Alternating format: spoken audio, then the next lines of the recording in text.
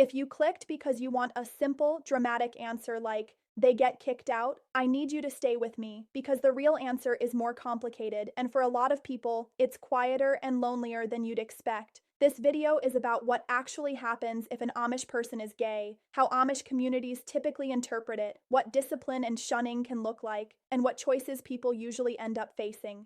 My name is Sarah. I was raised Amish in Pennsylvania, and I'm speaking from the inside-out perspective of how the system works, not from stereotypes and not to sensationalize anyone's pain. So let's talk about the first thing people misunderstand. In Amish life, the biggest dividing line isn't age, it isn't clothes, and it isn't even teen behavior. The biggest dividing line is baptism. Because Amish baptism isn't something done to babies, it's a voluntary adult promise made to God and the church community, and it's treated like a binding commitment to obey that church's rules and authority for life.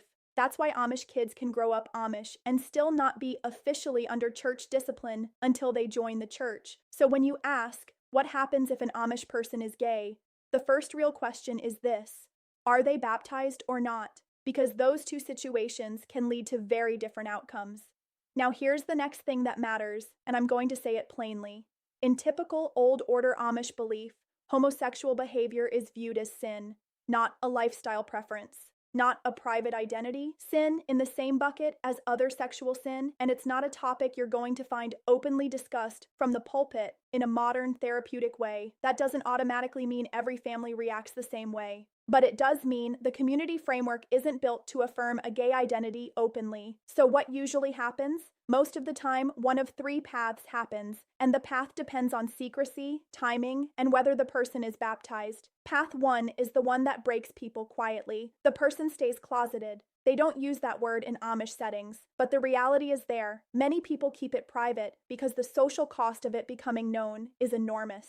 And in a community where life is built around marriage, family, and church belonging, being unable to live openly can feel like you're disappearing inside your own life. If someone is not baptized yet, they might still be treated as one of the youth, someone who is still deciding, someone who is still under parents more than the church. That doesn't mean it's easy, but it often means the consequence is more family-based than church-based, because only church members can be excommunicated and shunned.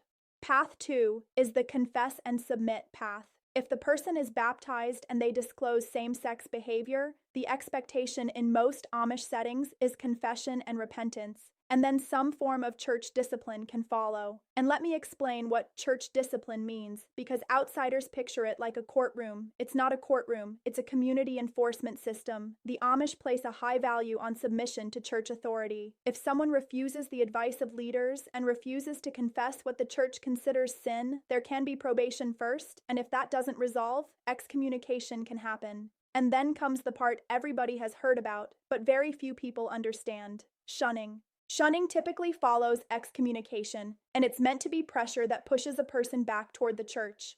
The specific practices vary widely by community and even by family, but it can include limits like not sitting with the person at meals and not receiving certain kinds of help, rides, or goods from them. A lot of people think shunning means no one ever talks to you again. That can be true in some stricter settings, but it's not a single uniform practice across all Amish groups. What is consistent is this: it creates distance. It changes what family life feels like. It can turn normal moments, weddings, funerals, Sunday gatherings, into a reminder that you are no longer fully in. And here's the hard truth: even if there is still love in a family, the rules can force that love into strange shapes.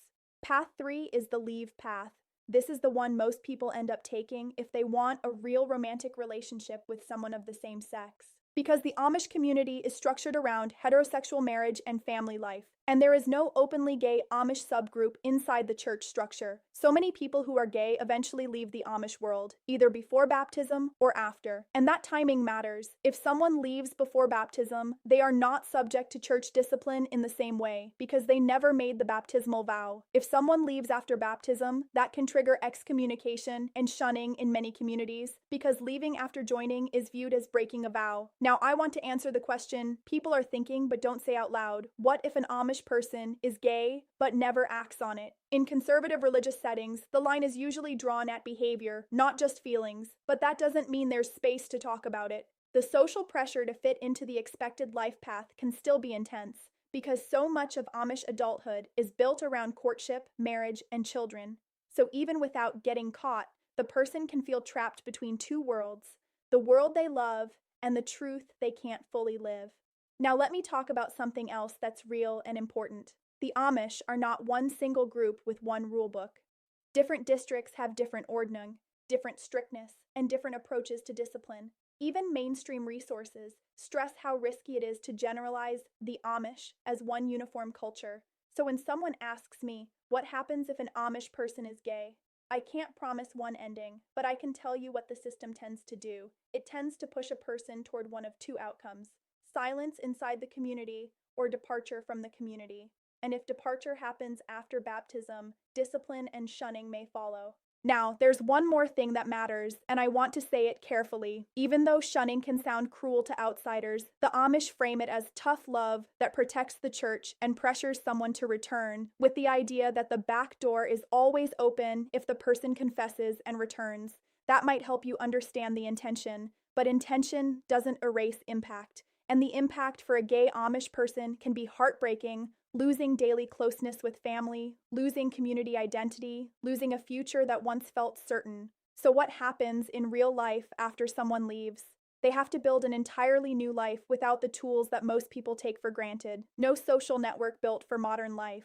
Often limited formal education beyond 8th grade. No roadmap for dating, identity, or adulthood outside the Amish structure. And that's why this topic matters, not to gawk at it, but because the cost is real, and the loneliness can be real, and the transition can be hard even when leaving is the only way to survive emotionally. If you're watching this and you're Amish or ex-Amish, or you have someone you love who's caught in this exact situation, I want you to hear one thing clearly: you're not the only one. And if you want me to do a follow-up video, I can go deeper on what church discipline actually looks like step by step, what shunning can look like in daily life, and why baptism changes everything. If you made it this far, type one word in the comments so I know you stayed with me: understand.